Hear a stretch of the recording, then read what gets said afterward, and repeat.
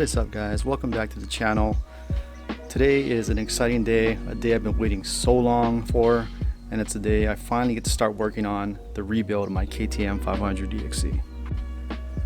Now, first off, I want to thank all my new subscribers. Thank you guys so much.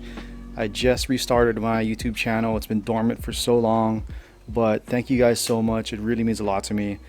It shows me and definitely motivates me to keep going, keep putting out content like this. If you're new to the channel, consider subscribing. I'd appreciate it a lot. But without further ado, let's get into the damages that occurred from my accident on my KTM. Alright, so I'm just going to do a quick overview on all the damages and what I'll actually need to address when I go and rebuild this bike and diagnose as well. I'm sure most of you guys can actually surmise what's wrong with the bike from the B-roll that was shown earlier in the video, but it's actually not that bad. The bike held up pretty well in this crash.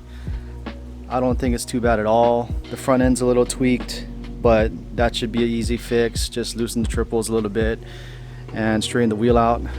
Should come back to normal. Some of my controls got a little scuffed up and I'll be replacing that. My throttle housing, throttle tube, new grips. Another exciting mod is I got a custom brake system that I'm trying to put on there. So basically R1 master cylinder, R6 caliper. I got a Purdy one, brake adapter on the front as well. Gonna be replacing all the plastics. Gonna be sticking with white, but I got a graphic kit going on it, which hopefully turns out pretty well. Moving to the rear, this is where the major impact happened. Left side of the subframe, you can see it's pretty mangled. Kickstand got messed up as well. Gonna get a replacement one from Warp 9. That should be coming in soon. Swing arm, this also had a little abrasion from, I'm assuming, the impact. And that leads me into my main concern with the rebuild of this bike, and the first thing I need to address and diagnose is the alignment or misalignment of my chain. So before the accident, I actually used to have maybe 3 millimeters of clearance from my tire to my chain. After the accident, I kind of immediately noticed that my tire was touching the chain, as well as when I compared the chain guide on the swing arm to my buddy's bikes, it looked a little off on my bike. So something's out of whack, whether it be bearings, the swing arm, the frame. You know, I'm gonna have to find that out quickly, because that definitely could raise the rebuild cost on my bike quite drastically. So that's the first order of business, is take this thing apart, figure out what's going wrong with that, and determine whether, you know, I want to fork up the extra cash, or maybe think about selling the bike, selling all the parts, you know. So hopefully, I'm crossing my fingers, it turns out all good, it's nothing major, and we can move forward with the build of this bike, because as you'll see in a few seconds, I've got a lot of nice parts going for this bike. So let's go check those out. Alright, so here's the new part spread. It's actually not too much stuff. I think I had my bike maybe 80 or 90% built, had a lot of nice parts on it already, but unfortunately with the accident, you know, or luckily with the accident, not a lot of those got damaged. So I already had a pretty good baseline to start from. This is just gonna complete the build. Basically all the rest of the parts that I wanted to put on but was putting off, or, you know, maybe didn't want to spend the money on. So turning a negative into a positive, this accident actually enabled me to just go all out, purchase the things I wanted to put on the bike, and yeah, now I'm gonna get to reap the benefits and see my dream come true. So starting off over here, got one of my favorite brake pads, Bezra RJLs, which is one of the reasons why I went with my Frankenstein front brake system, is because I wanted to run pads that I knew I liked, that were available. I was trying to avoid maybe going with Brembo's or Behringer. That's actually my backup option if my brakes don't work.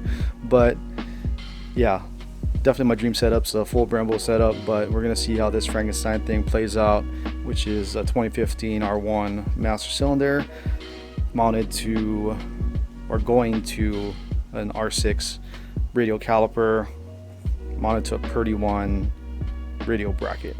So that's my front brake setup. Actually have a custom brake line from Supermoto as well to make that work. And hopefully, I just thought of this now, but hopefully that will actually still fit with my GPR V4 stabilizer kit, which is going to raise my bars up a few inches. So hopefully my brake line is long enough to accommodate that. But yeah, another part that I love to have on my bikes are stabilizers. So got a great deal on that on Black Friday. Super stoked on that. That's going to be going on. Frame guards from CMT. Just some random KTM parts, my throttle housing, and other things to clean up my control area from the crash damage. Got a Husqvarna gas cap just to get rid of that little bit of orange on the bike. Grips. These are nice as well. They're from the Six Shop. They mount on the handlebars and they'll allow me to mount my reservoirs hopefully in a clean way on my handlebars and basically match my clutch reservoir with my new brake reservoir. Then another one of my favorite pieces, Brake Tech stainless rotor in 320. There's my graphics kit.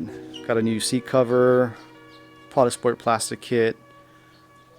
There's my airbox, or a piece of my airbox, because mine's got all mangled from the crash. Subframe. And another thing that I wanted for a while, but didn't want to put the trigger on.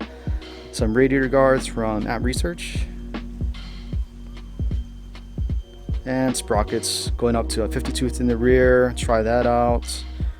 Pro taper bars in the Carmichael bend. EK chain. And that's rounds it out. That's all actually. Alright guys, so that rounds out all the damages on my bike, all the parts that I got for it. Wish me luck. I'm going to start tearing into this thing. Hopefully I don't find anything more wrong with it, or more seriously wrong with it. But yeah, stay tuned, subscribe. Definitely videos gonna be coming out really soon on this bike. Hopefully I'll have this bike finished in a couple weeks.